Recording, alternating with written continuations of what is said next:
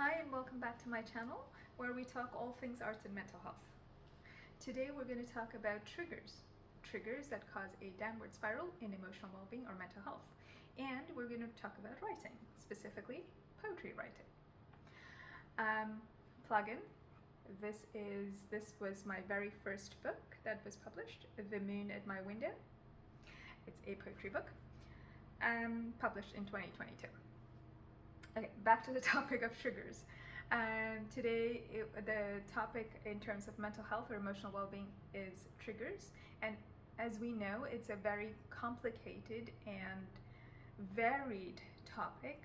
And so the best I can do as a layperson and not a trained therapist is to share stories, share my own experience, and share experiences of others with their permission. So for me, for instance, some of my triggers that cause anxiety is uncertainty and a fear of rejection. And let me explain a little bit more about that.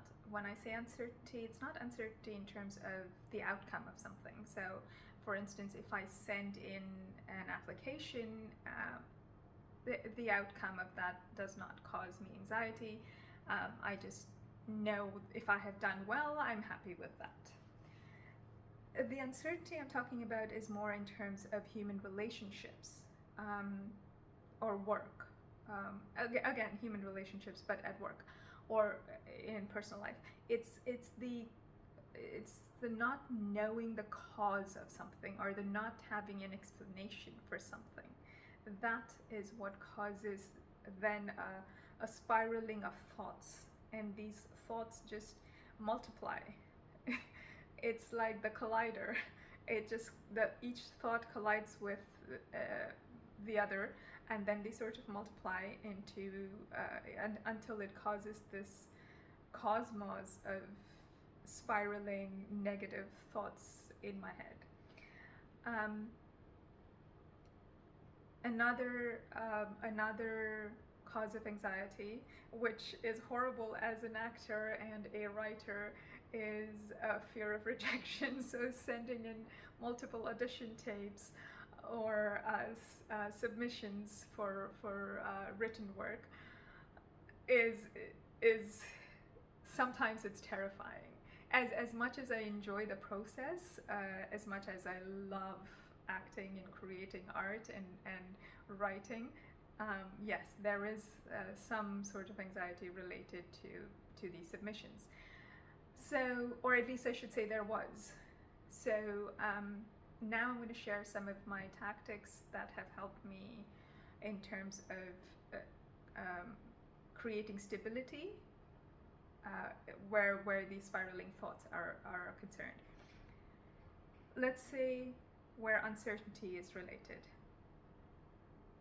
I learned this from a therapist channel, and I want to give a shout out to her channel. It's called Therapy in a Nutshell. She's on YouTube and she's on Instagram. So Therapy in a Nutshell, and some of her sessions talk about, of course, putting these thoughts into words and then categorizing them. So uncertainty comes from a place of not knowing clearly. That's the definition.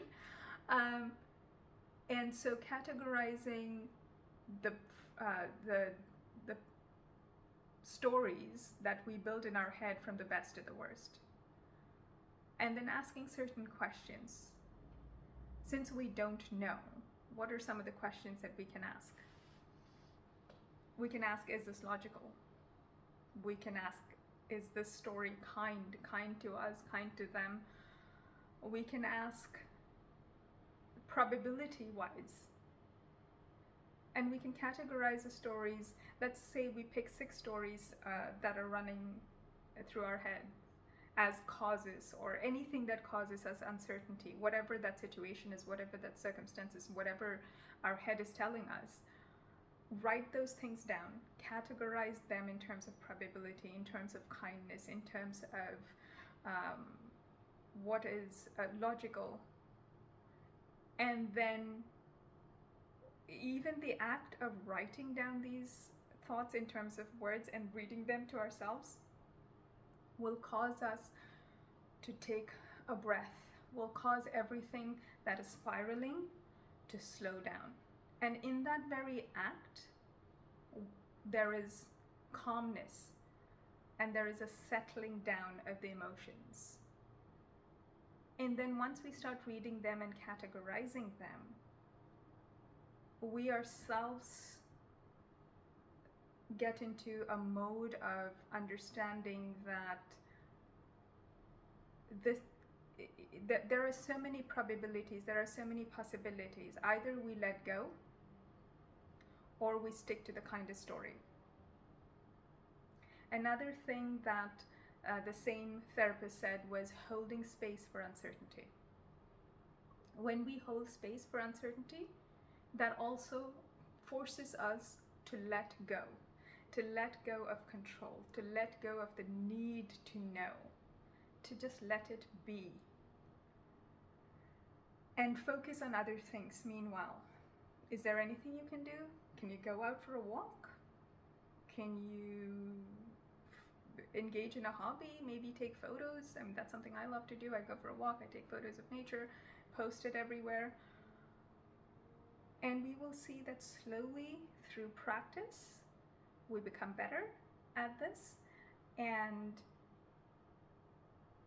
this anxiety, this proneness to anxiety, or proneness to being anxious, in that state of anxiety where it becomes difficult to breathe, where there are too many thoughts colliding in our heads, all those states just naturally tend to calm down.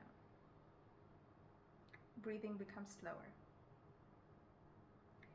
Feel nature around us. Feel the sunlight on our skin. Feel the breeze. Splash cold water on our face. And that is something that is very commonly proposed by many psychologists and therapists. So engaging other senses, writing down the words, reading them, focusing on categorizing, doing things that requires logical thinking.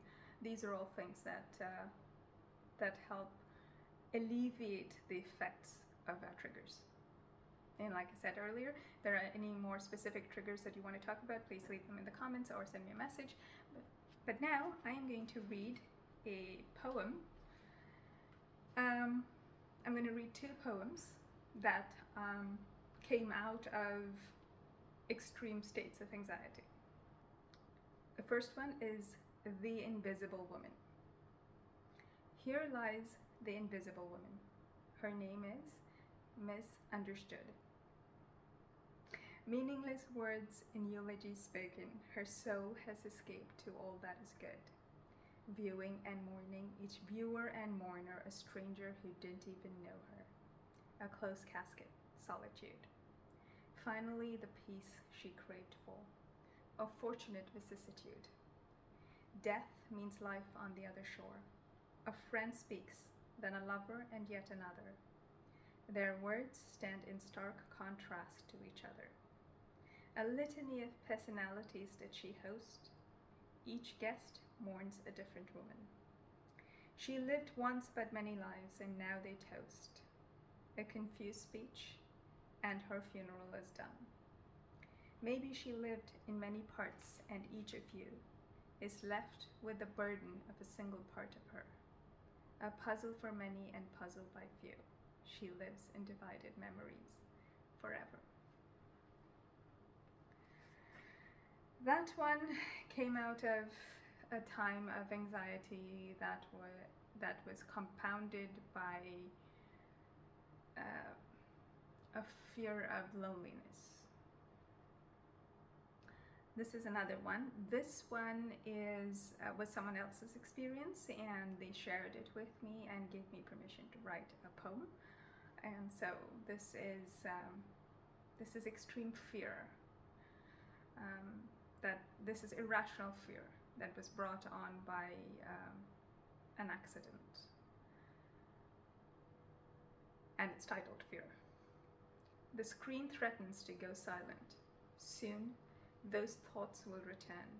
Thoughts so violent, numb nerves begin to burn. Larry King talks politics. Easy quips in the ghostly studio light.